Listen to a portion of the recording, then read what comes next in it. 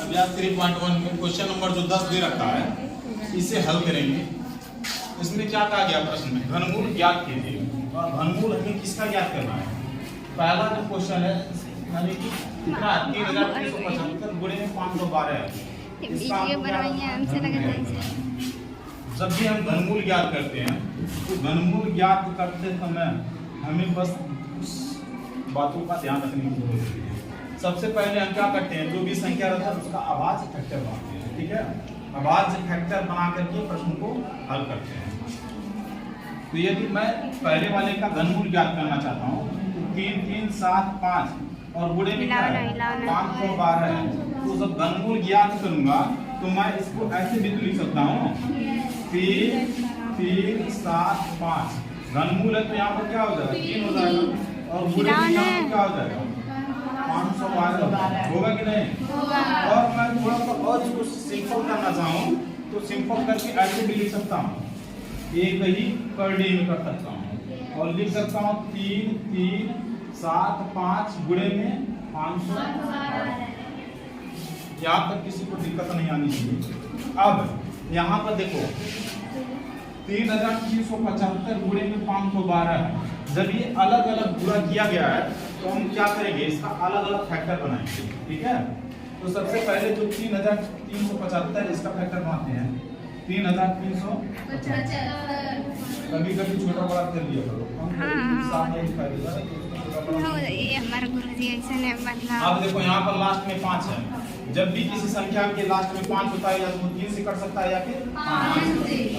तो हमको तो दिखाई दे रहा है कि सबसे आसान है 5 से ही से काटना। ठीक है, तो 5 से काटेंगे, 3 से भी कटेगा। ठीक है, लेकिन 5 से भी कटेगा। तो 5 3 से भी कर सकता है लेकिन 5 से ही काटो। ठीक है, 5 है 30 यानी कि 3 है 37 5 सत्ते यानी कि 2 25 5 बचे।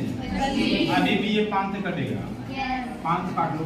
5 करना 17 5 नहीं आए 5 बचे फिर 5 से कटेगा 5 गुने 10 और 35 5 सत्ते 35। अब 3 से काट के क्या दिखेगा 3 9 27 3 त्रिका 9 3 करना 3 यानी कि अब इसका अभाज्य एक का अभाज्य गुणनखंड फैक्टर बन चुका है ना। अभाज्य फैक्टर मैंने बना लिया है, एक का बन चुका है दूसरे का भी बना लेते हैं।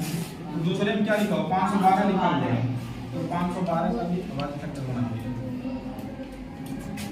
तो जिसको 2 से काटेंगे 2 दूनी 4 और 2 बचे 10 2 6 12 फिर 2 से काट लो 2 एक करना 2 दूनी 4 2 बटी 16 फिर 2 से काटो 2 6 2 4 फिर 2 से काट लो 2 3 6 2 दूनी 4 फिर 2 से काटो 2 एक करना 2 6 2 से काटो 2 बटी 16। हाँ और उससे कुछ का बताया है दूसरा इधर से यहाँ तक तो कर चुका है। अब इसको और थोड़ा सा हम क्या करेंगे काटेंगे 2 चौक फिर 2 से काटेंगे 2 दूनी 4 फिर 2 से काटेंगे 2 एक करना 2। दोनों का अभाज्य गुणनखंड फैक्टर बन चुका है। ठीक है, अब इसे उठा करके क्या करना है, इसका जहाँ पे वैल्यू दे रखा है इसके वैल्यू पर हम क्या करेंगे रखेंगे। अब इसके वैल्यू पर हम मान को रखना है तो सबसे पहले क्या करेंगे पर डी तो रहेगा ही रहेगा यानी कि 3375 ये जो यहाँ 3375 है। तो इसके फैक्टर को काउंटिंग करेंगे, देखेंगे कितनी बार है 5 कितनी बार 3 बार 3 बार। तो लिखेंगे यहाँ पर 5 गुणे में 5 गुणे में 5 गुणे में 3 गुणे में 3 गुणे में 3 यही तो है। यानी कि अब ये तो कंप्लीट हो चुका है लेकिन बचा क्या है 512 लिखा हुआ है, 512 का भी बाकी रह गया है। तो 512 को भी क्या करेंगे गुणा में ऐसे लिख देंगे। क्या क्या बचा है इसमें कितनी बार क्या है मैं देखूं 1 3 का बना हुआ है यहाँ पर भी और यहाँ पर, यानी कि 2 का जो है वो 3 बार बना है। तो यानी कि कुल अगर मैं गिनूंगा 3 3 का 9 बार 2 लिखा होगा।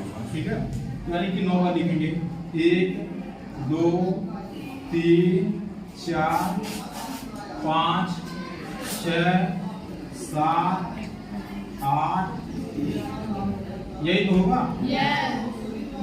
अब हम जब इसका घनमूल ज्ञात करना है तो इसमें सबसे पहले क्या करते हैं, त्रिकोण को खोजते हैं कि त्रिकोण कितना बन रहा है। यानी कि त्रिकोण का मतलब क्या होता है, 3 का जोड़ा, ठीक है। तो यानी कि हम जोड़ा यहाँ से निकालेंगे, 1 बन गया, फिर 2 बन गया, फिर 3 बन गया, फिर 4, 5। यानी कि एक 5 का, एक 3 का है और उसके बाद 2 भी 3 2 का है। तो यानी कि अगर मैं यहाँ से 5 को बाहर करना चाहता हूँ तो जैसे ही इसमें 3 5 इकट्ठा हुए, यानी कि इस कड़ी को तोड़ के बाहर निकल गया, यानी कि यहाँ पर 1 5 बाहर हो गया है। यहाँ से एक 3 बाहर हो जाएगा और फिर यहाँ से क्या मिलेगा, 2 के 2 के 2।